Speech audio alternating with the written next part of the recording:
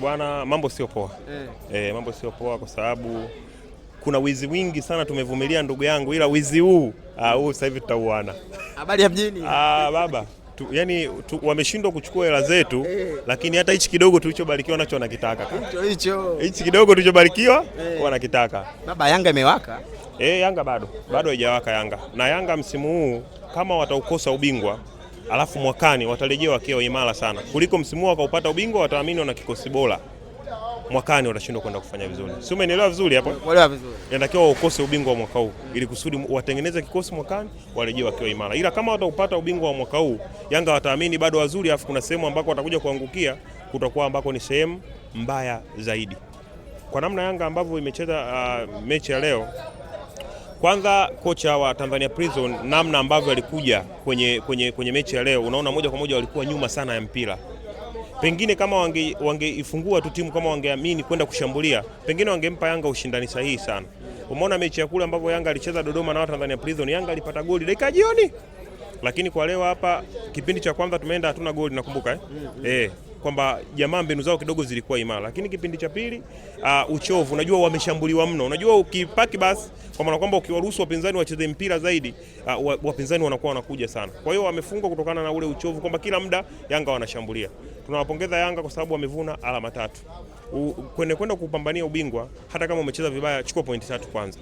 Yanga ina kikosi kizuri, ila wachezaji wengi wamechoka blaza. Sio, unaelewa vizuri wachezaji wengi wametumika mno. Tukimwangalia kama Pacome ndo kidogo anaonesha uhai. Mchezaji ambaye anacheza kwa 50% kwa upande wa Yanga ni huyu Mkenya, huyu nani huyu ambaye alivaa kitambaa, Duke Abuya, ndo kidogo ambaye anacheza vizuri, lakini wachezaji wengine wote wanacheza tu ili kusudi kutimiza majukumu ya klabu. Maxim pia Zengeli kiwango kimedrop, Mudathiri sio yule, lakini kwa sababu timu imeandikiwa kwenda kuwin ndio ina win. Lakini Yanga kwa performance hii hapa, japokuwa amechukua alama 3, lakini sio timu ile ya kwenda kupambania sana ubingwa. Baba, man of the match Alan Okello, maneno yakawa mengi sana kuhusu huko nyuma, kijana vile. Hatimaye bwana leo kaanza vizuri, assist na goli na man of the match kwa mechi ya leo. Pengine ni kijana wa namna gani umemwona? Pengine tokashawaka hivyo. Kwanza Alan Okello, unajua ni kijana mdogo. Mimi Alan Okello siwezi nikatumia ulimi kumpiga kwa sababu ulimi ni kiungo dhaifu, kesho nitakuja kuyakataa maneno yangu. Kwa Alan Okello kwa sababu ni mchezaji ambaye anakuwa, umeelewa?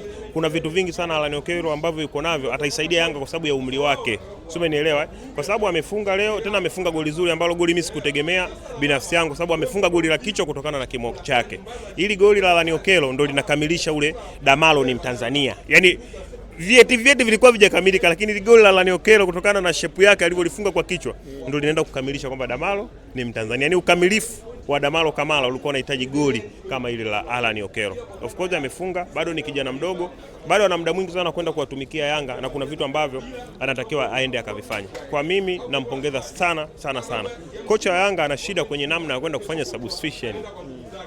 Timu inashambulia, timu ina goli moja, unaenda kumweka Damalo Kamala kwa maana kwamba unajilinda. Leo kama Tanzania Prison wangekuwa wana watu wawili pengine ambao wangekuwa wasumbufu, Yanga angekuwa amepata ugumu. Amepata point 3, lakini point 3 ambazo amezipata kwa ugumu sana. Kocha ana shida sana kwenye namna ya kwenda kufanya substitution. Hata kuna wakati kocha wa Yanga japokuwa tunampa muda, lakini muda wake unahesabika kwa uchache sana.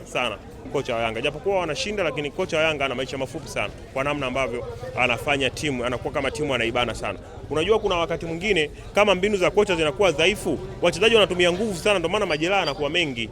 Mbinu za kocha zikiwa dhaifu, ukiwapanga wachezaji wanatumia nguvu kubwa sana, ndio maana unaona kwa upande wa Yanga majeraha yamekuwa mengi sana kutokana na udhaifu wa kocha kimbinu. Pengine maneno yamekuwa mengi kwa Simba, ni mkiamini kama kila Yanga anapopoteza point nyinyi mtakuja juu, lakini kila inapotokea ni kila Yanga anapopoteza point na nyinyi mnapoteza point. Kwa namna hiyo mnajiona kweli mkiwa mabingwa msimu huu? Ubingwa si msimu huu tulikuwa hatutaki, ila ubingwa wenyewe ukawa unatutafuta sisi. Gap wakati ule liko point 8, Simba akawa hajacheza mechi, Yanga akawa amecheza mechi 3 mfululizo. Nadhani alikuwa analalamikia ratiba back to back, tunacheza back to back mechi. Yanga yeye mwenyewe akalipunguza gap. Kwa ubingwa ukawa unatafuta sisi. Sio, umeelewa? Ubingwa wenyewe ukaona sisi hatujacheza, lakini Yanga kwenye mechi zake ameshachukua alama moja kwa maana kwamba yeye mwenyewe Yanga alilipunguza gap. Kwa maana kwamba sisi ubingwa umetutafuta wenyewe. Yaani ubingwa unatushawishi, hebu nichukueni msimu huu. Tunaenda kucheza na mechi ya Azam. Azam ni mpinzani mgumu. Kwanza nadhani mzunguko wa kwanza Azam alitufunga. na pia mechi Azam kuonesha msisitizo kwamba anawataka zaidi Simba, ameipeleka Chamazi. Ni mpinzani mgumu sana, lakini wakati ule Azam wanatufunga sisi, tuna wakina Mudo Mutale na Mkwala pale mbele, wakina Oniset Oura, Ribas Guero, Wemba wajaja. Kwa anaenda kucheza na yeye na Simba tofauti. Sisi tunawaheshimu wapinzani. Azam tunajua wako bora, wana kocha bora na pia walitufunga. Kwa hiyo tunavyoenda pale tunaenda kwa kuheshimu, lakini mimi na imani baada ya dakika 90 za kesho kitakachobaki ni Azam TV. Azam FC tutakuwa tumeisambaratisha. Viingilio umeviona lakini? Viingilio sio rafiki, kwa maana kwamba hata msemaji wetu alisema ni kwa sababu mashabiki watakaoenda kuiona Simba na Azam ni mashabiki wa Simba. Azam wana mashabiki blaza.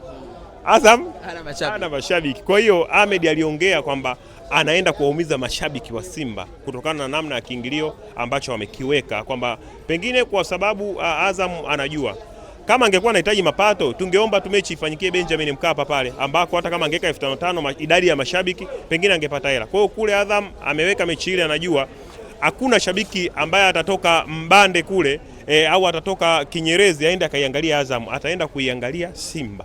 Lakini kwa namna wachezaji wa Simba ambao wanacheza, si wenyewe tunaendaga Meja Samuel tunaweka kiingilio cha 5000 kwa sababu ya distance, umbali na bei za mafuta. Wewe hivi ungekuwa una beti mzee wangu, mechi kesho ungeweka ngapi kwa sisi wa betiji? Kwa nyie, kwa faida ya wawekezaji mchezo ni goli 2 Simba anashinda. Ina maana mzunguko wa kwanza yani kama mnageuza tu matokeo. Tunageuza matokeo. Mimi nakwambia hivyo, kama unahitaji kupata hela na Pasaka yako kesho iwe vizuri. Na kesho inakuwa ni muda wa kumaliza mfungo kwa maana kwamba Kwaresma, ila Simba anaendelea kufunga. Simenielewa vizuri? Kwaresma ndio kesho tunaenda kuhitimisha. Mfungo wa Kwaresma kesho unaenda kuisha, lakini Simba anaenda kuendeleza kufunga. Na kurudisha nyuma kwenye hii Yanga unavyoiona, msimu ujao unaiona? Unajua msimu ujao Yanga kwanza kwenye dirisha la usajili kubwa na dogo lote wamefeli. Simenielewa Shida kubwa kwa upande wa Yanga hawa kina mashabiki ambao wanaongea sana mpira, wanashindwa kumpiga Elsi kwa sababu ndio kiongozi wao na ndio rais wao. Simenielewa vizuri Wanashindwa kwenda kumpiga Elsi, lakini angekuwa amesajili mtu mwingine wa kawaida ilikuwa ni rahisi kwenda kumpiga. Nani atampiga Elsi blaza? Ndio maana Abbas Talimba wakati ule baada ya kumaliza dabi kuna kitu alikiongea kwenye namna ya usajili, kwa sababu Abbas Talimba ni mkubwa. Utampiga boss wa SportPesa wewe? Shabiki gani wa Yanga? Lakini hapa leo hii atokee mshabiki aiongelee Simba aiongelee Yanga vibaya, ataandikiwa makala kibao, atakuja Kevo, atakuja Godi na mashabiki wengi watakuandikia. Ile mniko kwenye hiyo position, kwa ina maana kwa mshabiki wangu ungempiga engineer kwa mambo yake. Mimi ni mshabiki kaka nilonyoka. Hivi hujai kunionaga huko? Back to back mara 4 mfululizo na bado nenda kumpiga president. Kaka, sisi mashabiki tunahitajigi furaha. Sisi tunahitajigi ushindi tu. Hakuna kitu kingine ambacho tunahitajigi. Leo hii kuna manufaika, kuna makosa mengi. Hata pale kwa Yanga brother, nyuma ya pazia kwenye namna ya uongozi kuna makando mengi. Kama Yanga inafanya vizuri makando yaoni. Simba Sport Club swala kadi la wanachama limeshia wapi brother? No, basi ni vita inayoendelea masharti ya kati. Imefanya matilio ya kadi za wanachama yasije. Ni kwa sababu Simba inafanya vizuri. Simenielewa, ni kwa sababu Simba inashinda. Simba ingekuwa ishindi kaka haya mambo haya, ungeona anakuja karibu sana. Tuliahidiwa tarehe 27 28, tumesubiri mpaka leo. Inakuwa ni kama ile CD ya Isidingo ile movie. Tangu mamangu anazaliwa mpaka leo inaendelea. Baba mambo ya viwanja, nimeona kama nanyewe Simba mnaanza na propaganda za viwanja, pengine ipoje hiyo? Hiyo sio propaganda kaka.